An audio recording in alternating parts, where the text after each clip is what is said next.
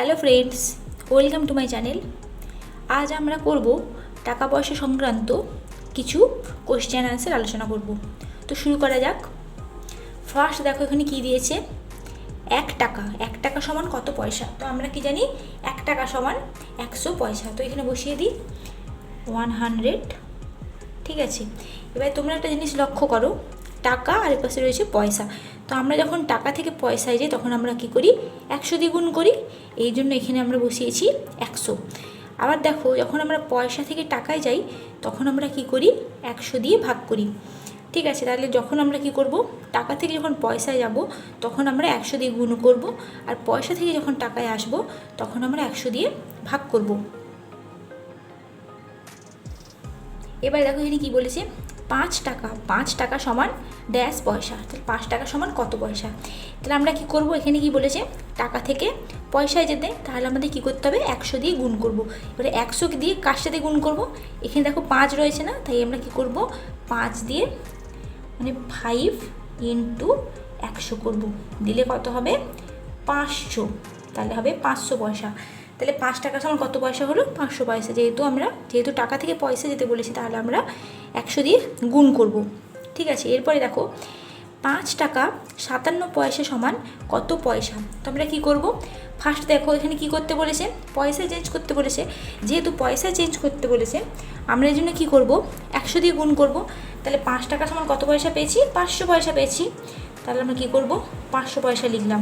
কিন্তু এখানে কি বলেছে, এখানে আরও বলেছে, দেখো 5 টাকা সমান তো 500 পয়সা পেয়ে গেলাম, কিন্তু এখানে আরও দেখো 57 পয়সা এক্সট্রা বলেছে। তাহলে আমরা কি করব, এর সাথে 57 দিয়ে যোগ করব। তাহলে 57 যোগ করলে কত হয়, 557। তাহলে কি 5 টাকা 57 পয়সা সমান আমরা বলতে পারি 557 পয়সা। তাহলে কি হলো, 5 টাকা সমান 500 পয়সা পেলাম। তাহলে যেহেতু শুধু যদি 5 টাকা বলতো তাহলে 500 পয়সা লিখে দিতাম, কিন্তু এখানে আরও বলেছে, এক্সট্রা বলেছে 57 পয়সা আরও আছে। এই জন্য আমরা 57 সাথে 500 অ্যাড করে অ্যান্সারটা পেলাম 557। আবার দেখো সেম 7 টাকা 7 পয়সা সমান কত পয়সা। তাহলে আমাদের কী করতে বলেছে, এখানে টাকা থেকে পয়সা যেতে বলেছে, যেহেতু পয়সা যেতে বলেছে আমাকে কী করতে হবে, 100 দিয়ে গুণ করব। 100 দিয়ে কাকে গুণ করবো, 7কে গুণ করব। তাহলে ফার্স্ট আমরা কী লিখবো, এখানে এটি ভালোভাবে লিখি যে আমরা জানি 1 টাকা সমান 100 পয়সা। তাহলে এখানে কত বলেছে, 7 বলেছে, তাহলে বসাই যে 7 টাকা সমান তাহলে কত হবে, 100 গুণিতক 7 পয়সা সমান হচ্ছে 700 পয়সা পেলাম।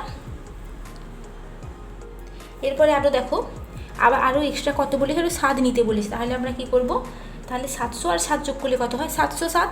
তাহলে এখানে বসিয়ে দিই যে 700 প্লাস 7 সমান হচ্ছে 707 পয়সা। তাহলে অ্যান্সারটা কী হলো, 7 টাকা 7 পয়সা সমান আমরা বলতে পারি 707 পয়সা। এরপরে জিনিসটা দেখো সেম, দেখো এটা মানে উল্টোটা দেখো, সেখানে বলেছে কি 707 পয়সা, 707 পয়সা সমান কত টাকা কত পয়সা। ফার্স্ট দেখো এটা ভুলে যাও, এটা শুধু দেখো আমাকে এখানে কী করতে বলেছে, পয়সা থেকে টাকায় যেতে বলেছে। তাহলে পয়সা থেকে টাকায় গেলে আমরা কী করি, 100 দিয়ে ভাগ করি। তাহলে আমরা এক্ষেত্রেও কী করব, এইটাকে আমরা 100 দিয়ে ভাগ করব। এপাশে লিখবো 100, আর পাশে লিখবো 707। এটা কি পয়সা, যেহেতু 100 দিয়ে ভাগ করছি। দেখো এবার দেখো, তাহলে 107 এ 700 আমরা জানি, তাহলে 107 এ 700 বসিয়ে দিলাম।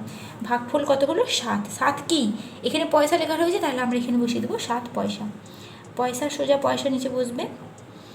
আর এটা তাহলে এটা তাহলে কী হবে, এটা হবে টাকা। তাহলে আমরা লিখতে পারি যে অতএব 707 পয়সা সমান 7 টাকা। এই দেখো 7 ভাগফলে কত রয়েছে, 7 রয়েছে, এই জন্য এটা হবে টাকা। আর পয়সার সোজা পয়সা বসছে বলে পয়সা, এখানেও পয়সা, এই জন্য এটা সোজাসুজি হচ্ছে পয়সা।